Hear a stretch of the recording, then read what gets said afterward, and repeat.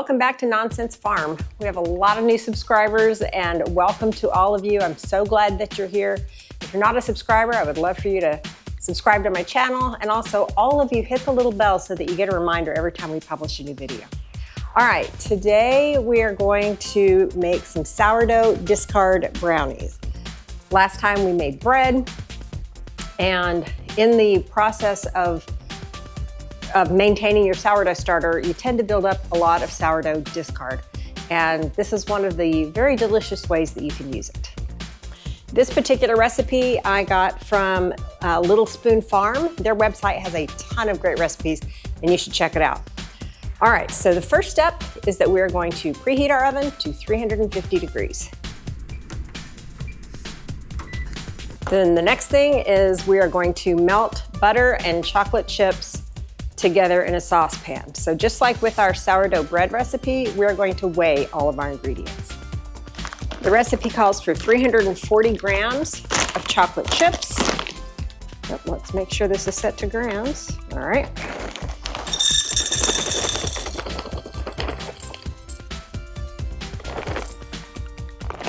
Here we go, 340.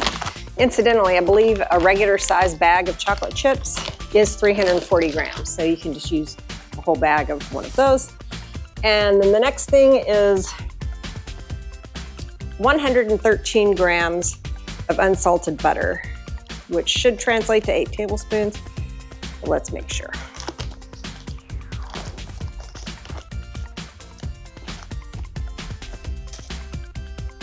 All right, that says 111. So we're gonna get just a couple of grams of butter off of the butter dish. There we go, perfect. Now we're gonna put the chocolate chips and the butter just on a low heat to get them melting. And also we're gonna put in our 2 teaspoons or 10 grams of vanilla extract. If you do not make your own vanilla extract, you are missing out.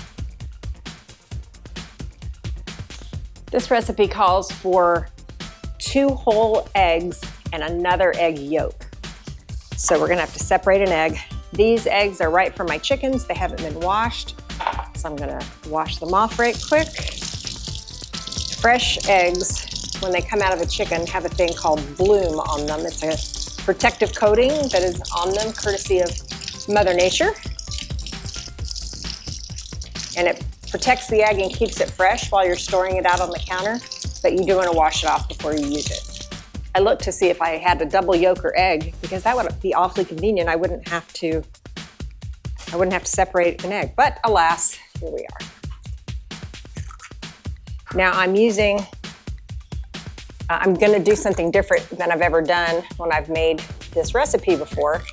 The next step, it says to beat these next set of ingredients for 7 to 10 minutes. I've always done it with my hand mixer, and so I've certainly never done it for 7 to 10 minutes. But I'm gonna try doing it this time. So I'm gonna do it on my daughter's KitchenAid. All right, there's my extra yolk. I need to weigh out the white sugar and the brown sugar because that's what gets mixed in with these eggs. So the recipe calls for 200 grams of granulated sugar. All right, 200 grams of granulated sugar and then 110 grams of brown sugar.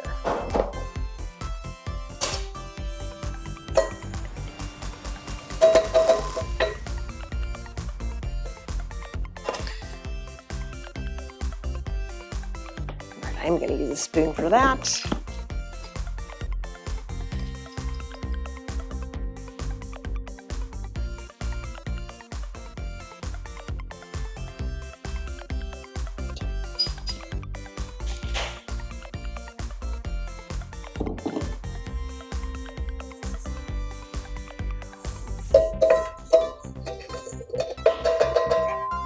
All right, it says to mix this together for 7 to 10 minutes. So let's see how this goes.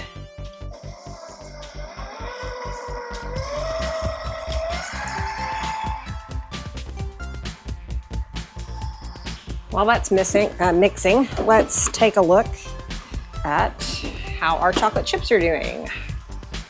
All right, I can feel our butter's getting soft. The butter was straight out of the refrigerator, so it had some way to go.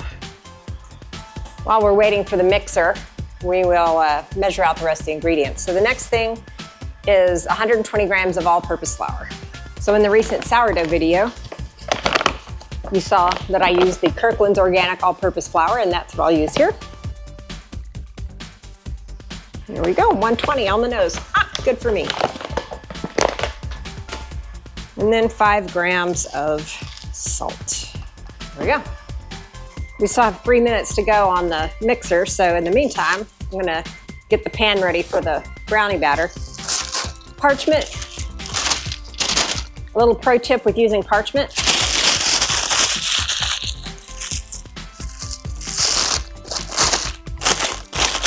Especially if you get it off of a roll, if you crunch it up, it'll stay in the pan a lot better. In the chocolate chips and the butter, there also needs to be 40 grams of cocoa powder. And I think it's melted enough to be able to add that. So we'll do that while the mixing finishes up. And there's what that mixture looks like after 7 to 10 minutes. All right, next we need to add the chocolate mixture, and we also need to add 125 grams of sourdough starter. Discard. Now, usually I would weigh the sourdough starter right into the mixing bowl on the scale, but I'm not gonna take this apart, so I'm gonna weigh it into a different bowl.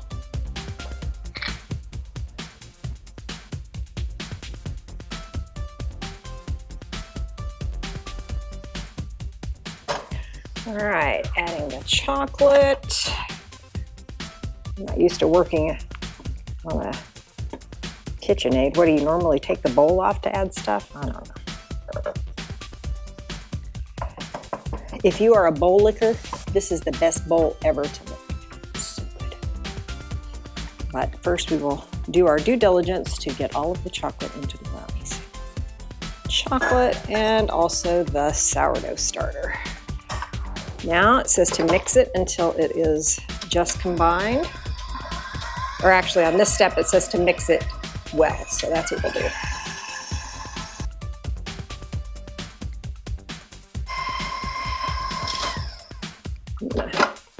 I'm gonna scrape down these sides right quick.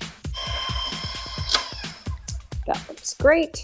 Now we're supposed to add the flour and salt mixture that we weighed out a minute ago until it is just combined. So that's what we will do. We will do that with a spatula. Let's get all this good chocolate off of here.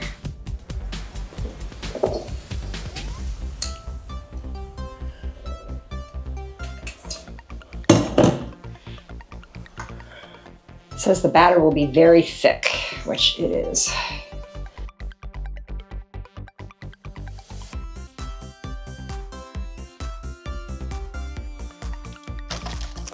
Into the pan.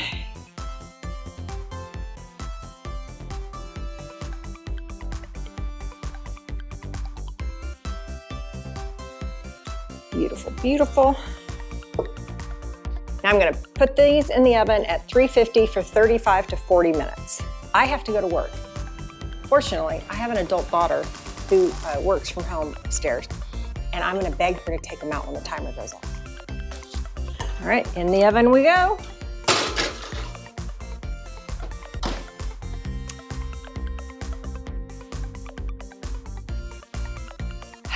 It is finally after work. I've been thinking all day about these brownies. Ruthie took them out of the oven for me, and now it's time to give it a try.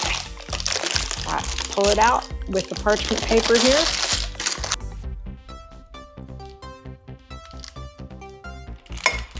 Oh, this is gonna be so good. These are very fudgy brownies. So if you like cakey brownies, this may not be the recipe for you.